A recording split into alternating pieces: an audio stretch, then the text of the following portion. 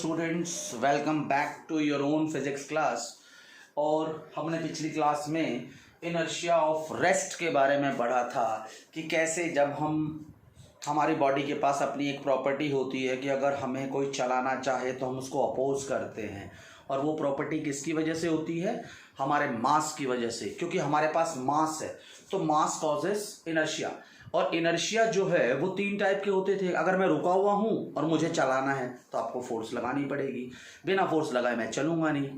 अगर इसको कहते हैं इनर्शिया ऑफ रेस्ट। बहुत सारे एग्जांपल देखे हमने कि अगर हम बस में बैठे हैं, अचानक बस चल पड़ती है तो हमें पीछे की तरफ झटका लगता है। फ्रूट्स हैं, हवा चलती है, फ्रूट्स गिर जाते हैं, या हम हिलाते हैं पेड़ को तो गिर जाता है। एक पेपर के ऊपर एक कॉइन रखा है, हम पेपर को बहुत तेज़ी से खींच लेते हैं तो कॉइन वहीं रह जाता है।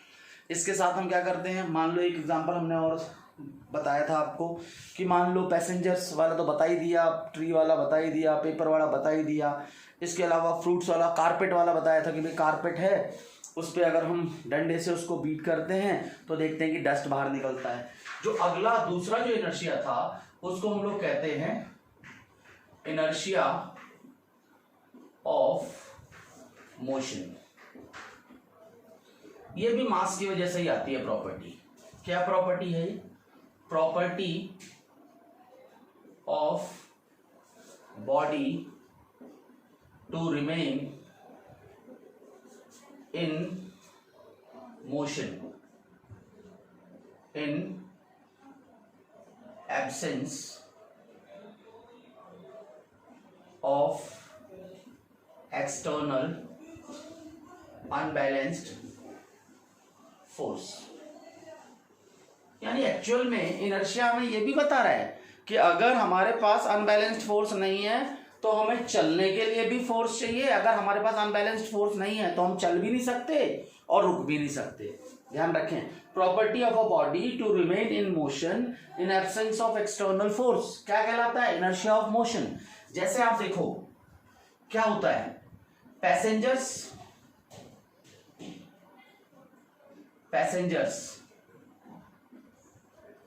moves forward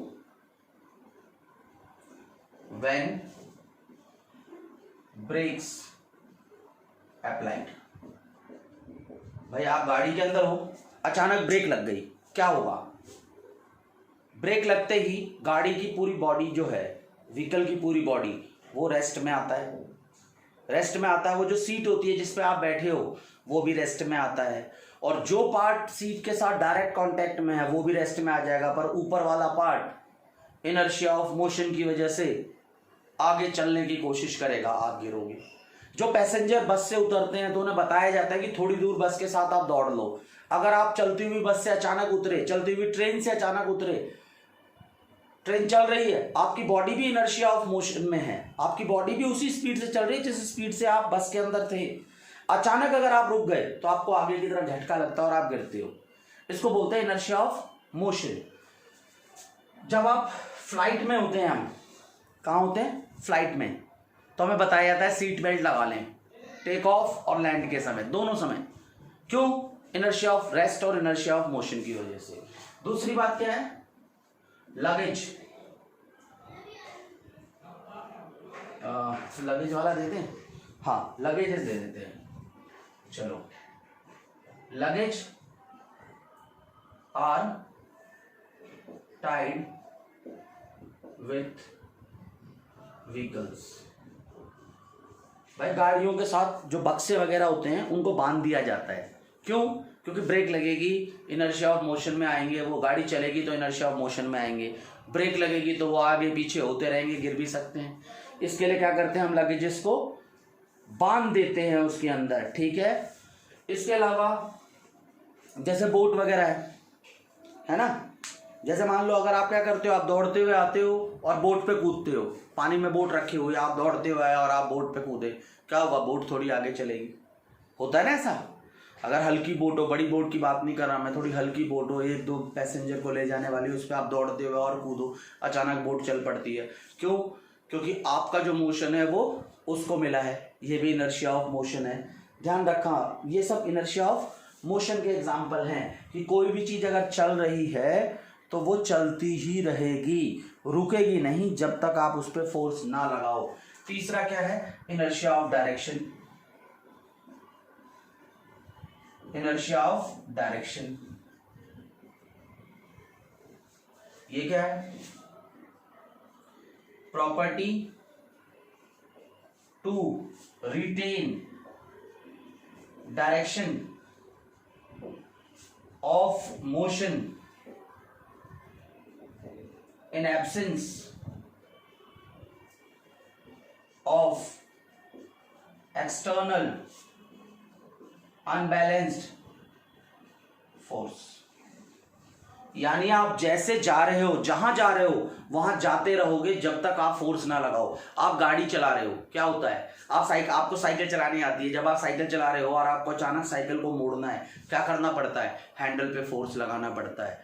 आपको पता है ये इनर्शिया ऑफ डायरेक्शन है। अगर आप फोर्स नहीं लगाओगे तो आपकी साइकिल बिल्कुल सीधी चली जाएगी। जो होता क्या है? Mud guards are provided with tyres. जो आपकी साइकिल होती है उसमें भी मड गार्ड होता है, गाड़ियों में भी, बाइक में भी मड गार्ड होता है ऊपर। होता क्या है? जब आपका टायर रोल करता है, टायर के रोल करने के बाद क्या होता है? उस रोल करता है, मान लो रेनी सीजन है, उसमें बहुत सारा कीचड़ वीचड़ टायर के साथ लग जाएगा और वो कीचड़ क्या करेगा? सर्कुलर पाथ में मूव करेगा। और आपको पता है, मान लो ये टायर है और ये सर्कुलर पाथ में मूव करेगा और आपको पता है जब ये ऐसे मूव कर रहा है टायर सर्कुलर पाथ में, तो इसमें जितना मड वड लगा है सब ऐसे घूम रहा है और इसकी डायरेक्शन हमेशा कहाँ होती है? Around the tangent.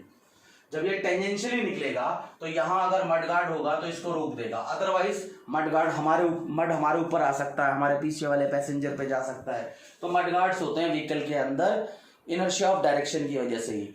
इसके बाद fire moves tangentially when knife is sharp। भाई चाकू में धार लगाते हुए देखा आपने? नाइफ को शार्प किया है कभी? जब नाइफ को शार्प करते हो उस केस में जो फायर निकलती है वो कैसे निकलती है? टेंजेंशियली। क्योंकि आपको पता है सर्कुलर पाथ में जब भी घूमते हैं तो वेलोसिटी की डायरेक्शन कहाँ होती है? Along the tangent. जब हम अम्ब्रेला यूज करते हैं, आपको पता है रेन आ रही होती है तो हम अम्ब्रेले की डायरेक्शन को ऐसे ऐसे चेंज करते हैं। ये भी हम इनर्शिया, क्यों? क्योंकि जो एयर आ रही है, जो रेन आ रहा है, रेन जब एयर ब्लो करती है तो वो टेढ़ी हो जाती है, अदरवाइज रेन को हमें ऐसे रखना पड़ता है। ये भी इनर्शिया ऑफ डायरेक्शन है। जब हम किसी को कैच कर रहे होते हैं, पकड़ रहे होते हैं, या हमें कोई पकड़ रहा हो तो हम क्या कोशिश करते हैं कि हम जिगजैग पाथ में भागे। क्यों? क्योंकि इनर्शिया ऑफ डायरेक्शन की वजह से उस व्यक्ति को भी, जो हमारे पीछे आ रहा है, जो हमें चेज कर रहा है, उसको भी बार बार डायरेक्शन चेंज करनी पड़ेगी और वो उसके लिए पॉसिबल नहीं है, वो स्लिप हो सकता है। जब एक रैट के पीछे एक कैट पड़ जाती है तो क्या होता है? चूहा जो है वो जिगजैग पाथ में घूमता है। वो उसको पता है कि मैं जितनी बार डायरेक्शन चेंज करूंगा मेरे साथ साथ कैट को भी ये प्रॉब्लम होने वाली है। ये सब क्या है? इनर्शिया ऑफ डायरेक्शन का काम है, ये ध्यान रखें आप। तो ये हमारे पास इनर्शिया था, यानी किसी भी बॉडी की वो बेसिक प्रॉपर्टी कि उसकी वजह से अगर वो रुका है तो रुका रहेगा, चल रहा है तो चलता रहेगा, सीधा जा रहा है तो सीधा जाता रहेगा। ठीक है? ये सारी प्रॉपर्टी जो रिटेन करने की जो प्रॉपर्टी है, इसको हम इनर्शिया कहते हैं और बहुत इंपॉर्टेंट है इनर्शिया को समझना। और अगर इनर्शिया को ओवरकम करना है तो हमें फोर्स की रिक्वायरमेंट पड़ेगी। इसके बाद एक और नेक्स्ट जो हमारे पास टॉपिक है उसको हम कहते हैं मोमेंटम। नेक्स्ट जो हमें पढ़ना है दैट इज मोमेंटम। मोमेंटम क्या है? पता है आपको मोमेंटम क्या? What is momentum? देखो, एक बॉल है या कोई बॉडी है या कोई कार है, जब वो कार रुकी हुई है आप उसको टच करो, आपको कुछ नहीं होगा। मान लो मैं रुका हुआ हूं, आप मुझे टच करो, या एक कार है वो कार रुकी हुई है, आप कार को टच करो, आपको कुछ भी नहीं होगा। पर अगर वही कार मूव कर रही है और तब मूव करती हुई कार को आप टच करोगे तो आपको चोट लगेगी। मोशन से पहले कार के पास ऐसी कोई प्रॉपर्टी नहीं थी। पर जब कार मूव करने लग गई, मैं हूँ, आप मुझे टच करो ऐसे मेरे हाथ को, आपको कुछ नहीं होगा, पर यही हाथ अगर मूव कर रहा है, आप इसको टच करो तो हो सकता है आपको चोट लगेगी। तो मोशन की वजह से मेरे हाथ जिसके पास मास था, मोशन की वजह से इस मास के पास एक प्रॉपर्टी आ गई, इसको मोमेंटम कहते हैं। क्या है मोमेंटम? क्या है momentum? Momentum it is measurement of velocity possessed by a body,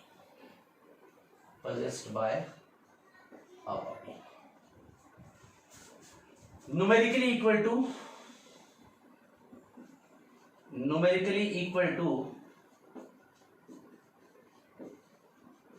product of mass and velocity।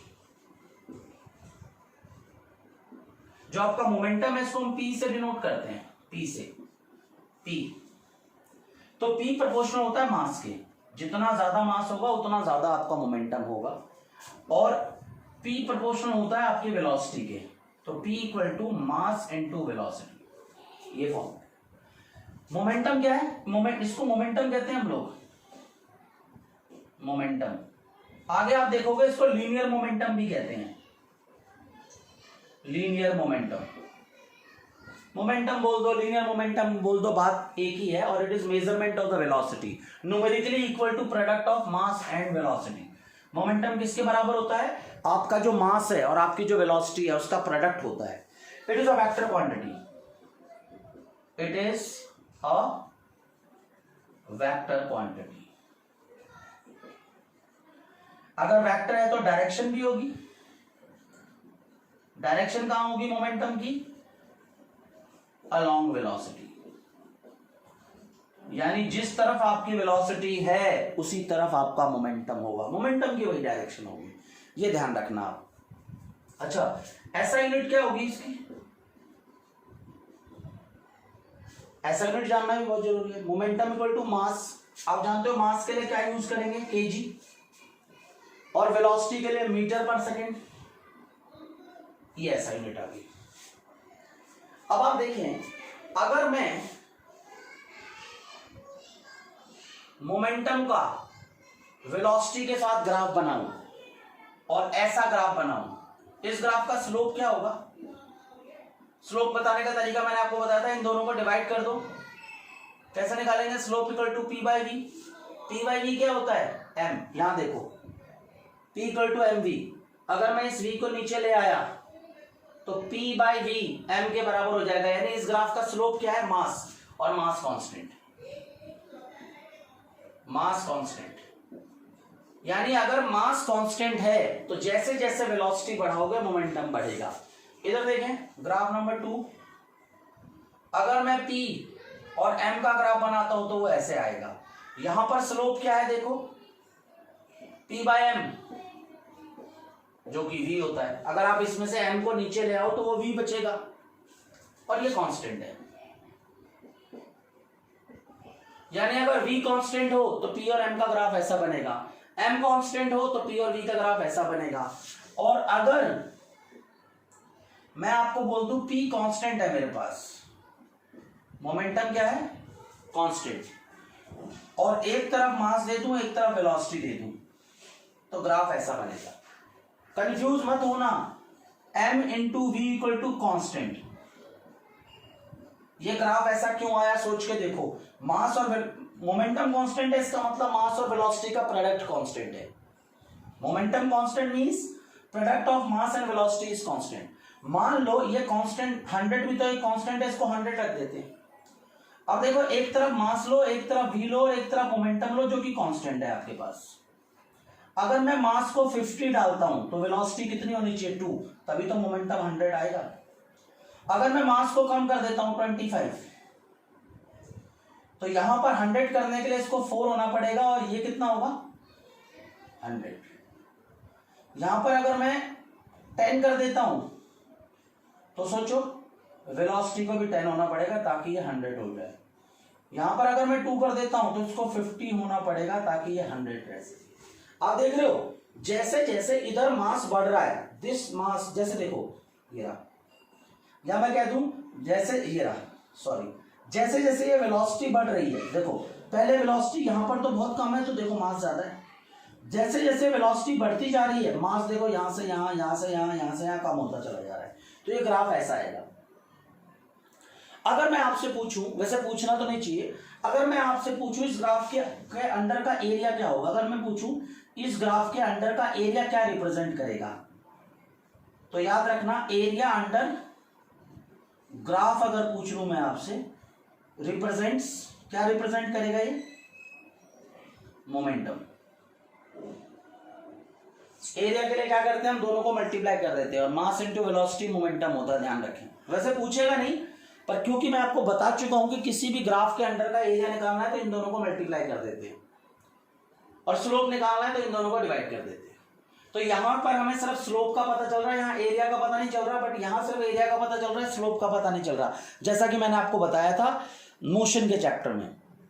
ये आपसे कोई नहीं पूछेगा पर ये ग्राफ जरूर पूछेगा कि मास और वेलोसिटी का ग्राफ कैसा होगा अगर मोमेंटम कांस्टेंट होगा। तो इस पे क्वेश्चन भी आता है। कैसे क्वेश्चन आता है, मान लो एक सिंपल सा क्वेश्चन आ जाता है, इसको स्क्रीन को पॉज करके राइट डाउन करें, देखो कैसा आएगा।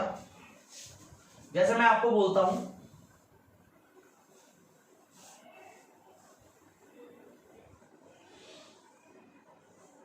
जैसे मैं आपको बोलूं क्वेश्चन, एक क्वेश्चन बोल रहा हूं कि a horse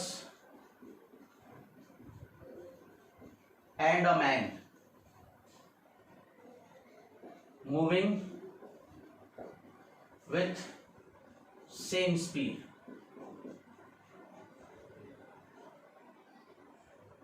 which has higher momentum।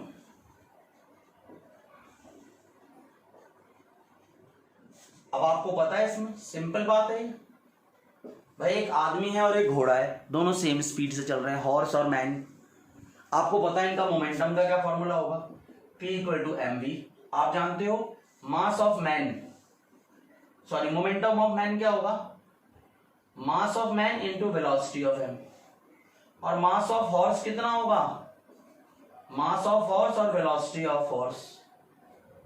अब ये दोनों तो बराबर है, सिंपल सी बात है, हॉर्स का मास बहुत ज्यादा है तो मोमेंटम हॉर्स का होगा ज्यादा, क्योंकि सेम स्पीड से चल रहे हैं तो जिसका मास ज्यादा होगा उसका मोमेंटम ज्यादा होगा। इस टाइप के क्वेश्चन आते हैं, बाकी क्वेश्चन हम और भी करेंगे, अभी सिंपली हम थ्योरी पार्ट कर रहे हैं तो ये इंपॉर्टेंट है, मोमेंटम हमें पढ़ना बहुत जरूरी है, ध्यान रखें आप। अब जब हमने मोमेंटम पढ़ लिया तो मोमेंटम के बाद एक और चीज हमें पढ़नी पड़ेगी, स्क्रीन को पॉज करके राइट डाउन जरूर करते रहें, लिखना बहुत जरूरी है, नोट्स बनाने बहुत जरूरी है आपको। तो जब हमने मोमेंटम पढ़ लिया इसके बाद हमें एक टॉपिक और पढ़ना है जिसको हम कहते हैं इंपल्स। इंपल्स, सोचो what is impulse, what is impulse.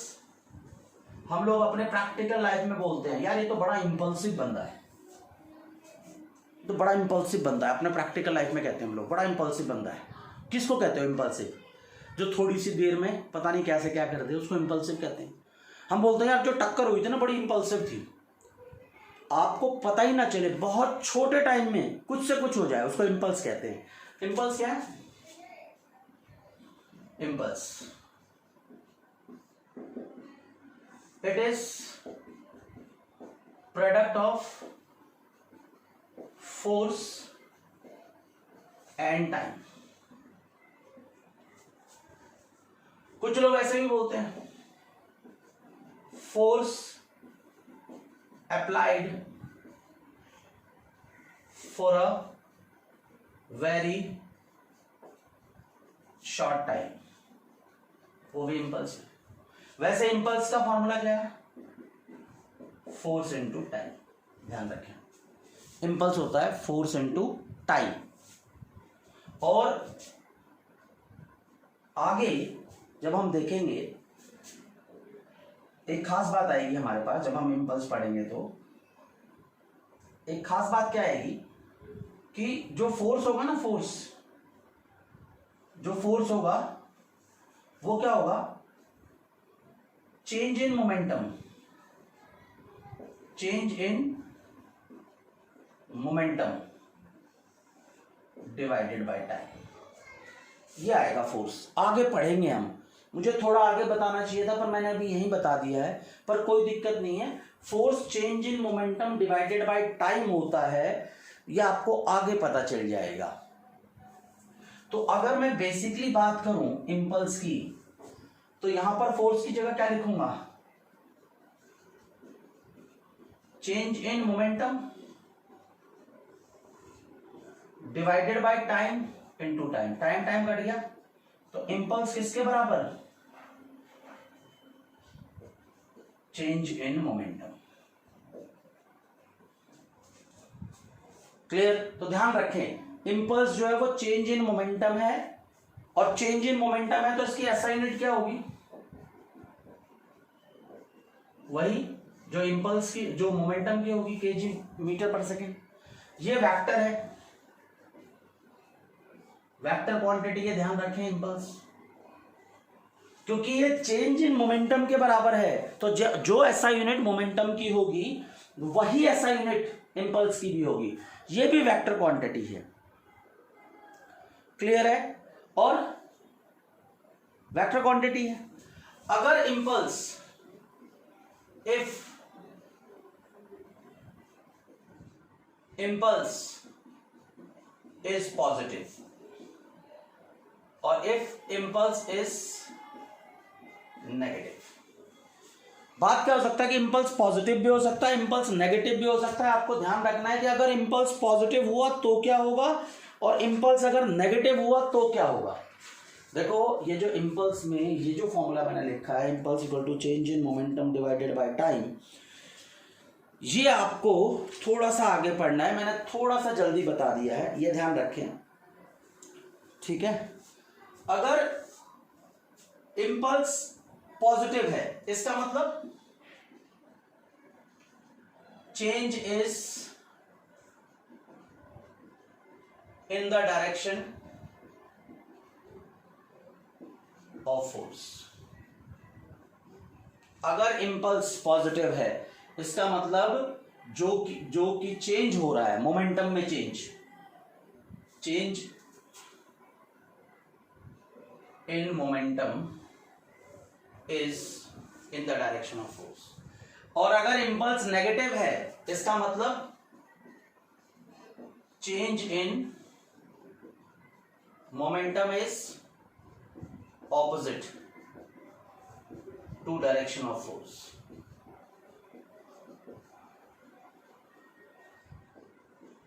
If impulse is negative, change in P is in the direction of force, और change in अगर ये नेगेटिव है इंपल्स तो मतलब क्या है, ऑपोजिट टू द फोर्स है। ये ध्यान रखें। जो इंपल्स है अगर मैं मान लो कभी कभार क्या कर देंगे, वो आपको एक फोर्स दे देंगे, एक तरफ टाइम दे देंगे और ऐसा ग्राफ बना देंगे, शेप कुछ भी हो सकती है। आपको बोलेंगे ये जो ग्राफ है इसके अंडर का एरिया फाइंड करो, एरिया अंडर ग्राफ, या पूछेगा कि फोर्स टाइम ग्राफ का एरिया क्या रिप्रेजेंट करता है। Area under graph represents momentum, momentum ये चेंज इन मोमेंटम लिख सकते हो, मोमेंटम मत लिखो, क्या लिखोगे, area under graph is change in momentum या इंपल्स, कुछ भी लिखोगे ठीक रहेगा। फोर्स टाइम ग्राफ के अंडर का एरिया क्या रिप्रेजेंट करता है, इंपल्स या चेंज इन मोमेंटम, ये ध्यान रखें आप। और इंपल्स होता क्या है, वो फोर्स जो बहुत शॉर्ट टाइम पे लगे। अब देखो इंपल्स की एप्लीकेशंस क्या क्या हैं,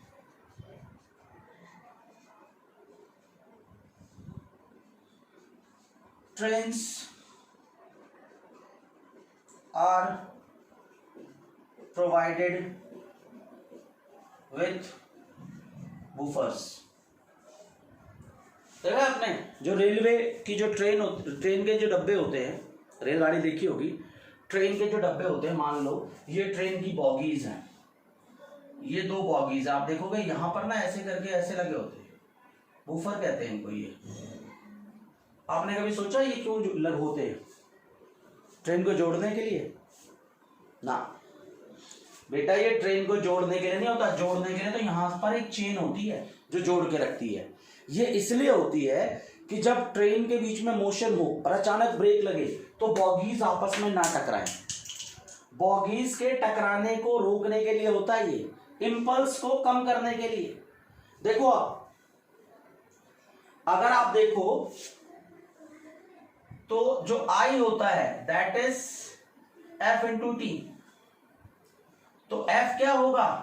आई बाय टी, यानी कि force inversely proportional to time होगा। अगर आप टाइम बढ़ा दोगे, मान लो टक्कर लग रही थी आपकी किसी के साथ, मान लो मैं जाके इस दीवार से टकराने वाला हूं, इंपल्स तो कांस्टेंट है क्योंकि मैं दीवार को उसी तेजी से टक्कर मारने वाला हूं। अगर मैं कुछ ऐसा सिस्टम बना लूं कि टकराने का टाइम बढ़ जाए तो नेचुरल सी बात है फोर्स कम हो जाएगा। वो जो बॉगीज है वो आपस में ऐसे करके दबती हैं, चिपकती हैं, उसमें टाइम लग जाता है। टाइम की वजह से क्या होता है? क्या होता है? फोर्स कम हो जाती है। देखो जहां पर रेसलिंग होती है, हाई जंप, लॉन्ग जंप, क्या होता है? जहां पर हाई जंप हो, लॉन्ग जंप हो, रेसलिंग हो, high jump, long jump, wrestling, provided cushions. पता है आपको, गद्दे होते हैं नीचे बिछा रखे होते हैं जहां पर फाइट हो रही होती है। आपने बहुत सारी फाइट देखी होगी।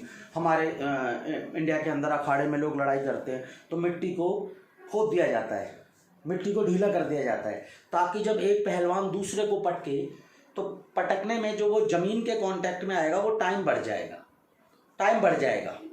ये इंपल्स का एप्लीकेशन आपसे पूछेगा कि भाई जब हम लोग रेसलिंग करते हैं तो वहां पर कुशन क्यों लगाए जाते हैं, गद्दे क्यों लगाए जाते हैं? वहां पर इसलिए लगाए जाते हैं ताकि हमारे कोलिजन का, टकराने का या मोमेंटम में होने वाले चेंज का। देखो आपने, पहलवान ने ऐसे करके पकड़ा और आपका मोमेंटम बहुत ज्यादा है, जब वो आपको दीवार से हिट करेगा या जमीन से हिट करेगा तो मोमेंटम जीरो हो जाएगा। अभी पहलवान आपको पटक के ऐसे पटक रहा है तो आपका मोमेंटम ज्यादा है, जब वो आपको जमीन से हिट करेगा तो मोमेंटम अचानक जीरो हो जाएगा। तो पहलवान क्या कर रहा है? मोमेंटम में चेंज कर रहा है। तो मोमेंटम में चेंज में जितना टाइम बढ़ा दोगे आप, फोर्स उतनी कम लगेगी, फोर्स उतनी कम लगेगी आपके ऊपर। जो हम आजकल टीवी, मोबाइल फोन वगैरह परचेज करके लाते हैं तो हम देखते हैं एयर बबल वाले पैकेट्स होते हैं। वो क्यों होते हैं? ताकि कभी अगर कोलिजन हो जाए किसी चीज के साथ तो कोलिजन के समय में फोर्स कम लगे, टाइम बढ़ जाए। क्लियर है? तो ये इंपल्स की नॉलेज होने से क्या होगा कि हम कोलिजन में होने वाले अपने नुकसान को बचा सकते हैं। जब आप ग्लासेस का सामान वगैरह लाते हो तो उसको न्यूज़पेपर वगैरह में रैप कर देते हो, ये सब भी ऐसा ही है। क्लियर है? जो बॉक्सिंग होती है, बॉक्सिंग, तो बॉक्सिंग ग्लव्स में भी फॉर्म होता है ताकि अचानक अगर मान लो ये किसी के पंच लगे तो ये अचानक डायरेक्ट कांटेक्ट में आएगा, बहुत ज़्यादा असर हो सकता है। पर अगर वो ग्लव्स होते हैं बॉक्सिंग वाले, वो क्या करते हैं? टाइम को बढ़ा देते हैं ताकि फोर्स कम लगता है सामने वाले बॉक्सर के ऊपर, उसका नुकसान कम होता है। तो ये इंपल्स है। क्लियर? तो हमने मोमेंटम पढ़ लिया, हमने इंपल्स पढ़ लिया। अब इसके बाद अब हम न्यूटन्स लॉज ऑफ मोशन पढ़ेंगे। इसके बाद हमें पढ़ना है न्यूटन्स लॉज ऑफ मोशन। और ये जो फॉर्मूला बताया मैंने, force equal to change in momentum upon time, इसको हम अभी डिस्कस करेंगे न्यूटन्स लॉ में। आपको अपने आप समझ में आ जाएगा कि क्या है। तो इंपल्स का प्रैक्टिकल लाइफ में एग्जांपल ना भूले। क्रॉकरी के जितने सामान होते हैं, आपका मोबाइल फोन होता है, टीवी होता है, इन सबको हम एयर बबल वाले पैकेट में इसलिए डालते हैं ताकि हम इंपल्स को कम, मतलब इंपल्स कांस्टेंट रहे, टाइम बढ़ा सकें और फोर्स को कम कर दें। जब हम बॉल को कैच करते हैं तब भी हम हाथ को पीछे लेके जाते हैं। बॉल कैच करते हैं तो हाथ को पीछे लाते हैं। क्यों? बॉल चल के आ रहा है, बॉल के पास बहुत ज्यादा मोमेंटम है, तो जो हम मोमेंटम में चेंज करते हैं उसी को इंपल्स कहते हैं। तो इंपल्स में जितना टाइम आप बढ़ाओगे इंपल्स में, मतलब मोमेंटम को चेंज करने में आप जितना टाइम बढ़ाओगे आप पे फोर्स उतना कम लगेगा। इसीलिए आपसे पूछे कि बॉल को कैच करते समय हाथ को पीछे क्यों ले जाते हैं, तो क्या आंसर होगा कि हाथ को पीछे ले जाकर के हम क्या करते हैं, टाइम को इंक्रीज करते हैं, मोमेंटम में होने वाले चेंज के टाइम को इंक्रीज करते हैं, जिसकी वजह से फोर्स कम हो जाता है। क्लियर? तो अब हमें पढ़ना है Newton's laws of motion. Clear है? हाँ, तो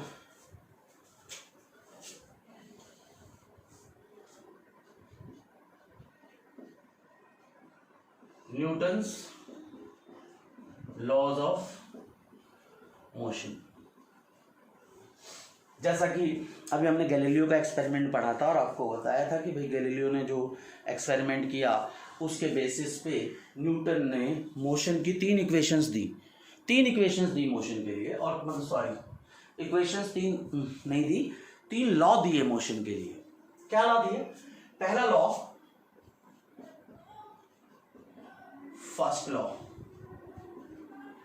इसको लॉ ऑफ इनर्शिया भी कहते हैं, law of inertia.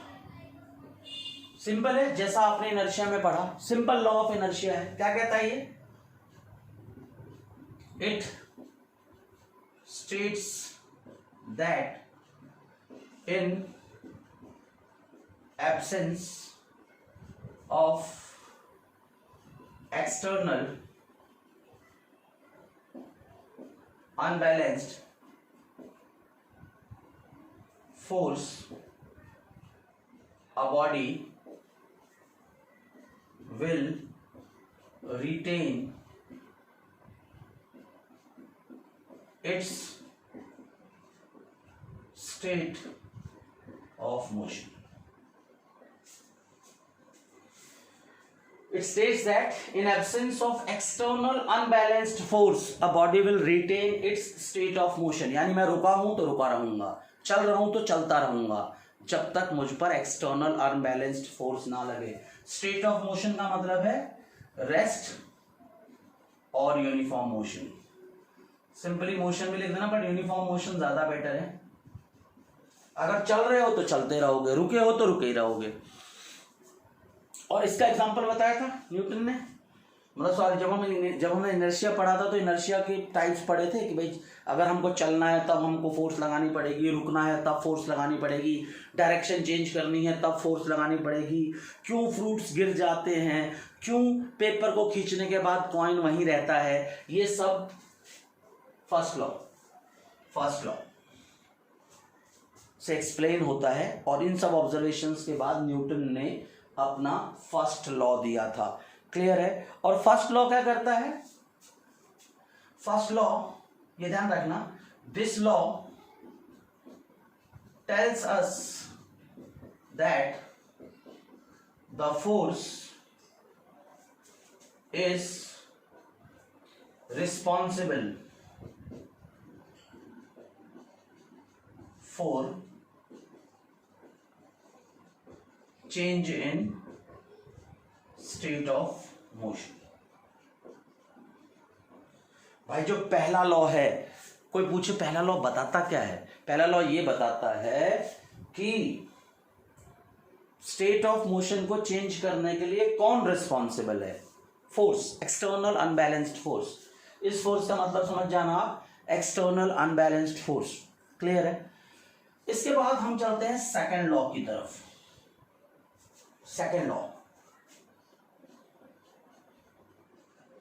Law of motion, इसको ट्रू और रियल लॉ ऑफ मोशन भी कहते हैं। सच्चा नियम है ये। सच्चा क्यों है ये बाद में पढ़ेंगे, पर याद रखना इसको ट्रू या रियल लॉ ऑफ मोशन भी कहते हैं। ये क्या कहता है? It states that the change in momentum, the change in linear momentum momentum भी लिख सकते हो, लीनियर मोमेंटम लिखता हूं, मेरी आदत है। मैंने आपको बताया था मोमेंटम और लीनियर मोमेंटम सेम बात है। It states that the change in linear momentum is directly proportional to applied force. It states that the change in linear momentum is directly proportional to applied force, and the change is always in the direction of force applied. यानी कि देखो, example समझो। मान लो आपने मेरी तरफ ball फेंकी, ball ऐसे, तो बॉल मेरी तरफ आई, मैंने बॉल को पकड़ा और अपनी तरफ लेके आया। मैं क्या कर रहा हूं, देखो ध्यान से समझना। ये क्रिकेट की बॉल है और ये इधर जा रही है, इसकी वेलोसिटी इधर है, इसका मास इधर है, मेरा हाथ यहाँ है, मैं बॉल को कैच करने के लिए यहाँ खड़ा हूं, ये बॉल यहाँ आई मेरे पास, जब मेरे पास आई तब भी वेलोसिटी v है, मैं मानता हूं हवा में इसकी वेलोसिटी खत्म नहीं हुई। मैं क्या करता हूं, इस बॉल को यहां पर पकड़ने के बाद बॉल को यहीं रोक नहीं देता। जब ये चलती हुई आई, जब ये चल के आ रही है, तो यहां पर इसका मोमेंटम कितना था, mv। मैं इसको हाथ को थोड़ा सा पीछे लाता हूं और यहां पर जो मोमेंटम है वो जीरो कर देता हूं। क्यों? क्योंकि यहां पर जो वेलोसिटी है उसको जीरो कर देता हूं, रोक देता हूं। यहां पर नहीं रोकता, थोड़ा पीछे लेके रोकता हूं। उससे मैं क्या कर रहा हूं, चेंज इन मोमेंटम। देखो, जिसने बॉल फेंकी थी उसने फोर्स कहां लगाई थी, इस तरफ। भाई बॉल अगर आप फेंक रहे हो तो आप तो फोर्स मेरी तरफ लगा रहे हो ना, और मैं मोमेंटम में चेंज कहां कर रहा हूं, जो बॉल के पास मोमेंटम था वो किस डायरेक्शन में चेंज कर रहा हूं, मैं चेंज करने के लिए आगे नहीं लेके आया। This is opposite to the force and I am going towards the force, this. So it states that change in linear momentum, this is change in linear momentum from mv to 0, this is change in linear momentum. Change in linear momentum is directly proportional to the force, पहली बात, and change is always in the direction of force applied, यानी जहां force लगी है momentum में वहीं change होगा। ये बात तो आपको समझ में आ गई कि अगर कोई बॉल आपकी तरफ फेंके तो जहां उस बंदे ने फोर्स लगाई है आपको बॉल को उसी तरफ लेके आना है। जैसे आप बस से उतरते हो तो आपके पास जब बस आगे जा रही है तो आपका मोमेंटम कहां है, आगे की तरफ। आप चलती हुई बस से उतरते हो, थोड़ी देर दौड़ते हो, फिर रुकते हो, क्योंकि आपको मोमेंटम में चेंज करना है। तो आप किस डायरेक्शन में चेंज करते हो, जिस डायरेक्शन में बस ने आप पे ताकत लगा रखी थी, जिस डायरेक्शन में बस आपको लेके जा रही थी। तो change is always in the direction of force applied. अब आप सोचो, बस अगर ज्यादा तेज चलेगी तो आपको ज्यादा तेज चलना पड़ेगा। कोई बॉल बहुत तेज फेंके तो मैं हाथ उतनी ही तेजी से पीछे लाऊंगा, कोई धीरे फेंके तो मैं हाथ बहुत धीरे धीरे लाऊंगा। तो चेंज इन मोमेंटम, जो मोमेंटम में चेंज हो रहा है वो डायरेक्टली किस पे डिपेंड करता है कि फोर्स कितना लगा है। ज्यादा फोर्स लगाओगे तो मोमेंटम में जल्दी जल्दी चेंज करना पड़ेगा, धीरे लगाओगे तो धीरे चेंज करना पड़ेगा। और चेंज की डायरेक्शन हमेशा कहां होगी, जहां पर हमने फोर्स लगा रखी है। जिस डायरेक्शन में फोर्स है मोमेंटम उसी डायरेक्शन में होना चाहिए, मोमेंटम का चेंज। अदरवाइज आप नहीं पकड़ पाओगे, आपको ताकत ज्यादा लगेगी, फोर्स ज्यादा लगेगी। तो क्या होता है, ये लॉ कहता है चेंज इन मोमेंटम और time. It states that the change in momentum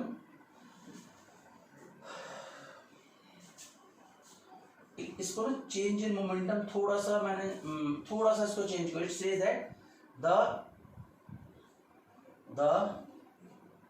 यहां पर लिखेंगे rate of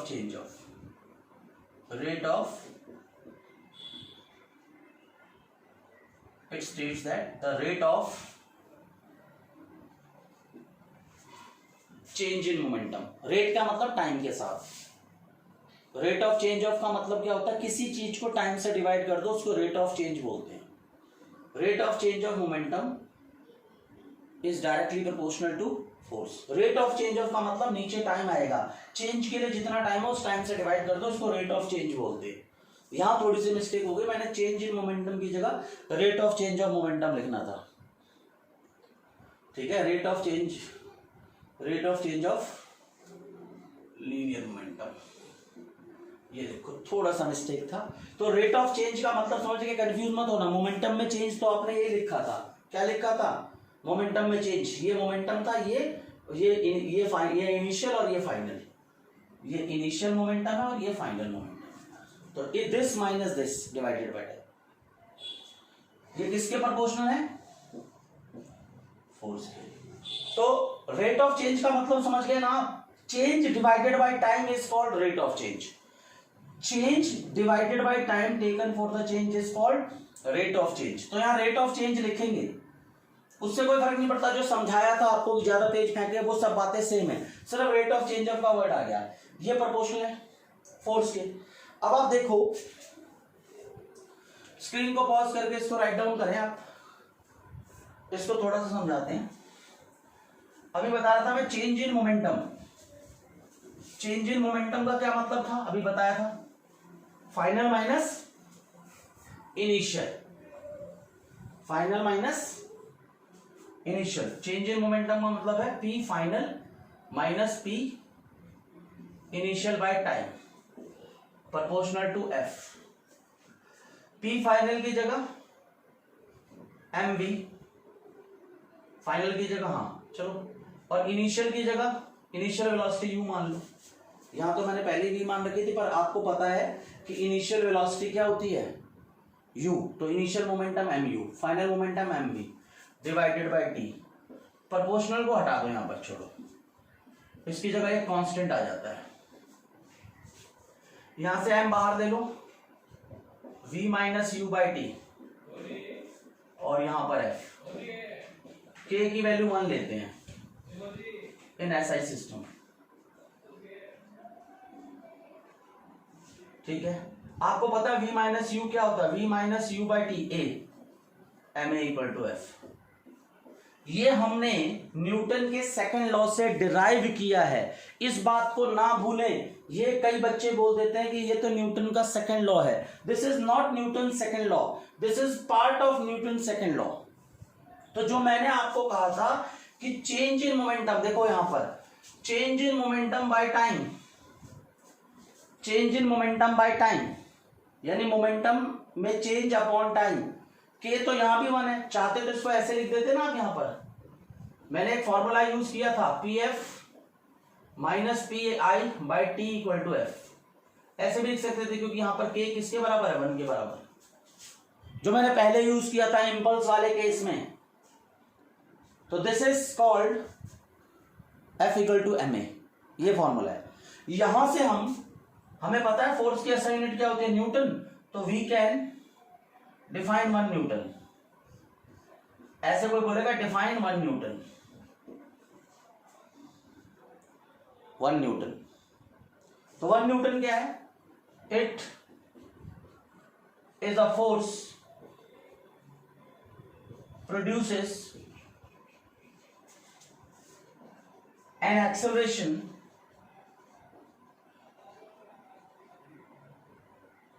it is a force produces an acceleration of 1 meter per second square.